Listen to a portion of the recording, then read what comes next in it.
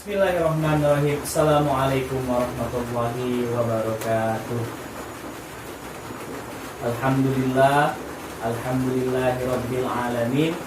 Wassalatu wassalamu ala asyrafil anbiya'i wal mursalin wa ala alihi wa ashabihi ajmain, amma ba'd.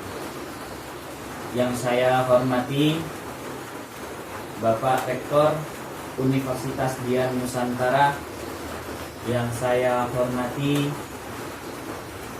Ibu dosen Cornelia Johanna S.Ikom M.Ikom, dan teman-teman yang saya banggakan. Alhamdulillah, puji syukur selalu kita panjatkan kepada Tuhan Yang Maha Kuasa, karena berkat limpahan dan rahmat-Nya lah kita semua bisa menjalankan aktivitas sehari-hari seperti yang kita rasakan setiap hari dari kemarin sampai sekarang. Baiklah teman-teman sekalian, di sini saya ingin membawakan sebuah pembahasan yang mungkin sudah banyak dibahas oleh orang-orang intelektual di luar sana. Tapi di sini saya akan sedikit mengulas tentang atau mengulas tema hidup di zaman pandemi. Baiklah, Ibu dosen dan teman-teman yang saya banggakan. Seperti yang kita ketahui, kita sekarang berada di era pandemi virus COVID-19 atau yang sering dibilang COVID-19. Dilansir dari laman Okezone, update terkini per 30 Januari 2021, update virus corona itu yang terkontaminasi atau yang terjangkit positif ada 1.051.795 orang. Adapun yang sembuh sebanyak 852.260 orang. Dan yang lebih parahnya lagi, meninggal dunia itu ada 4.007 orang. Kita lihat dari angka yang saya sebutkan di atas atau yang saya sebutkan barusan, sangat menyedihkan, sangat menyedihkan, sangat menyedihkan. Yang terkontaminasi itu sudah lebih dari 1 juta orang, dan ini merupakan angka pencapaian yang sangat fantastis, sekali, yang sangat wow sekali. Maka dari itu, teman-teman sekalian dan seluruh rakyat Indonesia, saya menghimbau tetap tetap patuhi aturan pemerintah, tetap patuhi larangan-larangan atau perintah-perintah yang sudah ditetapkan oleh pemerintah Indonesia mengenai jaga jarak, tetap memakai masker, dan selalu mencuci tangan pakai sabun. Teman-teman sekalian, banyak sekali tips-tips yang berada di internet, banyak sekali tips-tips hidup di zaman pandemi sekarang di internet yang sangat mungkin pernah kita jumpai, yang mungkin kita temui secara tidak sengaja, akan tetapi dari diri kita sendiri itu tidak ada rasa ketertarikan untuk melihat atau membaca atau meresapi hal-hal tersebut. Akan tetapi bagi saya pribadi, semua itu kembali lagi kepada diri kita masing-masing, kepada individu kita masing-masing. Ada 6 tips seingat saya, ada 6 tips dari WWF mengenai hidup di zaman pandemi. Yang pertama, gunakan masker kain atau gunakan masker yang dapat dicuci. Kenapa? Karena dengan memakai masker yang dapat dicuci, kita bisa mengurangi limbah. Kita bisa mengurangi limbah atau sampah-sampah. Seperti yang kita ketahui, sampah adalah salah satu sumber dari penyakit.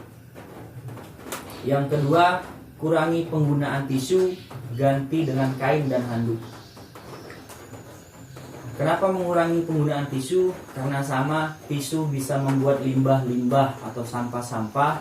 Akan tetapi, walaupun kita menggunakan kain dan handuk, setelah penggunaan kain dan handuk, lebih baik langsung dicuci dan dibersihkan. Dan tips yang ketiga adalah efisiensi penggunaan energi. Ganti lampu pijar dengan lampu LED. Jika mungkin, pasang termorat yang bisa mengatur pengeluaran atau pengaliran listrik.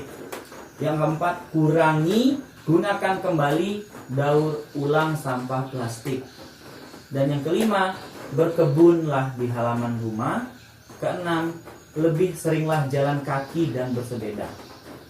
Karena apabila kita sering berjalan kaki dan bersepeda, secara tidak langsung itu akan menguatkan badan kita, menjaga imun kita, menjaga kesehatan kita dengan berkeringat. Memang budaya yang susah dari dulu hilang dari rakyat kita, dari orang-orang kita, termasuk saya pribadi, adalah malas. Malas bergerak, malas mengerjakan sesuatu yang menyehatkan badan. Kerjaannya cuma rebahan. Maka dari itu, di sini saya menghimbau untuk diri saya sendiri dan untuk teman-teman semua, marilah kita ubah pola pikir kita, marilah kita ubah gaya hidup kita, marilah kita ubah perspektif kita.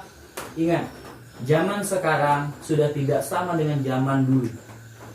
Zaman sekarang sudah tidak sama dengan zaman dulu sebelum virus corona menyerang Indonesia.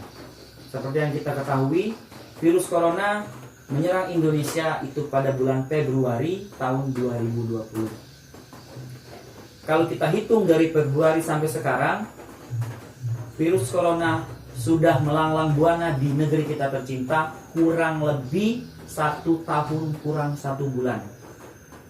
Saya menyerukan kepada seluruh teman-teman semua, menyerukan kepada seluruh rakyat Indonesia untuk selalu mematuhi protokol-protokol kesehatan yang sudah ditetapkan oleh pemerintah kita.